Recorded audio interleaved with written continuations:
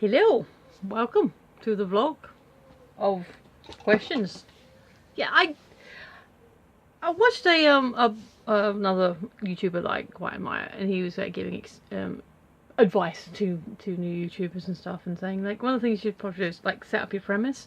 Like, you know, don't always assume that every viewer is this is the first one they're watching. Which is weird when it comes to like a marathon of videos. Like if it's like this particular person's done a whole run of Harry Potter videos. And so if you're coming into the middle of that particular marathon, it's possibly a bit weird. But then again, it depends on your algorithm. Maybe that was the first one that the YouTube goes, oh hey, you like Harry Potter. But yeah, so I do keep it in the description. But basically, my sister got me a book of questions. I filled them out for like a day, for a week. And then sort of didn't do anything with it, but I kept the book. And, well, technically my nephew's got it for me, but yeah. And then I was like, starting the YouTube thing, and I thought, as a challenge, as a personal challenge, I thought I'd do a daily vlog series answering each question in the book. So that's what this is all about. So if you are new here, then that's what it's about. If you've been here for a while, awesome! I hope you didn't mind that, you know, resetting up the premise again. So, yay!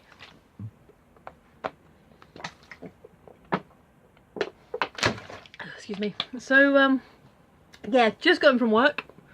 Not been in that long enough to wash my hands. And I've had an unboxing today, which will be down there. And I thought, as always, whilst the camera's set up, might as well get the vlog out of the way, then it's done. Another quiet day. The weather's warming up again. It's warming up a lot, and it's like, ugh, starting to get hot. But there's breeze today. There's actually some breeze in the air. Working tomorrow as well, so that's nice. So looks like the hours are going to be steady for a while, which is always good. So who knows? I might actually be able to afford to get some decent presents this Christmas. It's kind of a weird thing because my family always like spoil me a little bit, and I always feel a bit bad because I always get like stuff for the boys, like I get my nephew's stuff, but I haven't really bought my sister or my parents anything for a while, and they say not to worry about it, you know, because they know, they understand, and that's fine. But it'd be nice to actually treat them now and again. So yeah, gonna hopefully be able to do that soon. I think it's August tomorrow, so I've got 2 birthdays in August, got 1 in September, 1 in October, well technically 2, but the second one I don't actually have to worry about unless I want to, but familial, 1 in October, get November off, and then it's Christmas. So yeah, I might actually be able to do something, even if it's just like a token or some sort. So yeah, good money means I can actually spend some more on my family, which I like doing. I try not to be a skinflint, you know, or like a tight one, or whatever term you want to use. I actually like being quite generous, but when I haven't got the money too, it makes me feel bad. But like my family's logic for always spoiling me, well, they spoiled me for my birthday because I was 40, but for spoiling me over Christmas, is their logic is, well, you know, we spend so much on the boys and the thing, because it's just me and himself. So for us, it's just like the 2 of us. In fact, without getting into too much details, my family comes to an agreement with my partner that they're not even worrying about him anymore. So my parents are spending, you know, for 4 people on one side of the family, they feel like they should spend the same amount of money on me. And I'm like, well, that's nice, but then it feels unbalanced. But whatever, it's not always like big parties, it's not like big gifts, it's just, you know, a lot of token stuff like calendars, or like a nice piece of jewellery. Like there'll be like one really posh item and a couple of like middle items and a couple of smaller filler items. And that's nice. And there's someone, like I said, someone who does mystery boxes, getting a box of random stuff, yeah, it's fun. But anyway, yeah, today's been chill. Today's been chill. Like I said, I've got me mystery box today. But anyway, that's Christmas. Like I said, having money makes me happy. Also, thank you to anyone who's recently subscribed to me, because I'm recently gone up to 40. I was on 41, but looking at it now, it says 40. So I know sometimes there's a difference between dashboard and main thingy. Could Creator Studio also say... But I do know that some people have bounced. Geeky Poet has resubbed a couple of times now, so maybe someone got bounced. Dashboard, come on. So I don't know. Come on. Yeah, it's saying 40 on the dashboard. But so anyway, whoever has recently subscribed, thank you. I appreciate that. It doesn't tell me who everyone is, but thank you. Bosh, let's hope it's a quick question today.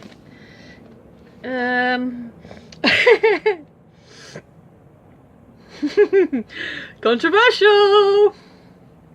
If you were President of the United States, I guess that shows the country bias of this book, what's the first thing you would do? Well, actually, honestly, the first thing I should do is probably thank all my voters. You know, hey, cool, thank you, I appreciate that. I'm not sure why you picked me, but I guess I ran a good campaign, and, you know, gracious second runner-up person, you know, shake hands. But if you're talking actual what would I do in policy and everything, well, there's things that I'd like to do, and then there's the reality of, you know, understanding practicalities. So I would consult, I would talk to the experts in the field and everything, and say, look, here's the things that I think will be awesome for America. Tell me why you think it won't work, and then now tell me why it won't work and how we can fix it. So, I'm not American. I've never been to America. I know plenty of people in America. You know, I've got friends over there. But speaking from a British bias, the very first thing I'd want to do is sort out the healthcare system. And you thought I was going to say guns. Yes, guns are a big thing. And I think if sensible gun legislation were to actually come into play and be actually enforced, you know, like everywhere, because people always quote, oh, look at Chicago, Chicago's got strict gun laws. Yes, but they take them out of state, they bring them over the line. And yes, but how about this? Sort out the healthcare system, make it affordable for everybody, be it single payer or something else, and then take care of the gun situation. Not only are everyone feeling better because they can afford to feel better, and, you know, healthcare is cheaper overall, but then we take care of the gun situation, and less people are needing healthcare in the first place. I know multiple reasons for needing to go to, you know, hospital, but if you got shot, you didn't be worried about, you know, paying for all those costs. This will take care of both of them. Honestly, yeah, healthcare reforms, because, and I haven't got the numbers. I've been meaning to look up the numbers and try and work it out. But on my last pay slip, I think I paid about £2, because my contributions are linked to how much I get paid. So let's say on an average month, on a good month, I get paid £10 a month. Like I personally, pay £10 a month into the NHS. So we'll call that $520 a year. Predictable, like, say, if I work for another 20 years. That's math I can't do. But so rough count, we are looking at $520 a year. Isn't that what some people are paying a month or a week? Isn't that what some people are paying just for their medication? So, and this is the part I never get. Okay, 520 times 20. Yeah, 10,400. 10,400, you know, based on very rough numbers, from now until about 60. So another 20 years. That, I don't know if that's what the average American family could expect to pay in a year, or a single person. I don't know. I haven't looked up those numbers. But isn't that kind of crazy? That is what I could predictably pay in 20 years. 20 years. Fingers and toes. And then some people that will be 1 year or 2 years. And for that, they could still have restrictions. They could still not be able to get everything. And I don't understand the aversion to it. Like, people say, oh, it's socialism, it's communism, it's all this stuff. No. But even if it is, what's the problem? You know, people worried about falling over because, you know, they break something. Then how much is that going to cost them? There's a campaign. I didn't look at the details, but basically, there's someone stumping for a young lady on Twitter, I noticed, and they're like, look, you know, we're just looking for $5. If you can't do $5, at least retweet and do this. And I did, like I said, I didn't read the article, but it looked like she's a young mum who needed a new hip. Well, if she needs a new hip, and it's not just elective surgery, and I can't imagine why hip surgery would be elective. That that is something I'm pretty sure will be covered on the NHS. I know older retired people can get hip replacements. Don't know what the costings is, and I don't know how much actually, you know, the whole process. But it's a fairly routine operation, and I'm guessing for a younger woman, they'd be more than willing to do it. And it's just like, I know that's a more extreme example, but it's the sort of thing you're seeing, that people are saying, oh, I need, you know, all this, you know, I need a new hip and I need to help paying for it. And I'm like, well, yeah, okay, you're only asking for $5 from however many people respond. But then if you had a better system, you wouldn't need to be doing that. You wouldn't need to be worrying about it. You wouldn't be losing your house. You wouldn't become, what do they call it, sick poverty or whatever. So yeah, to give a different example, I recently got a petition, because I signed a petition once and now I get emails. And it was from a young woman, I think she said she has MS or something like that, some neurological, long-term ill, that she does have to pay for her medication. Now it would be the standard medical fee of $8.50. I think she said $8.50 per month. That's what her meds work out at. And then she worked out, like, she gave the number for like the whole year, which is obviously the less than thing, and like did the 10-year projection.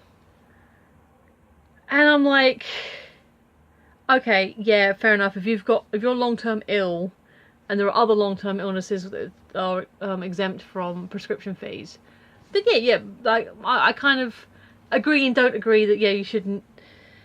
I agree that, yeah, it kind of sucks for you that you have to pay this.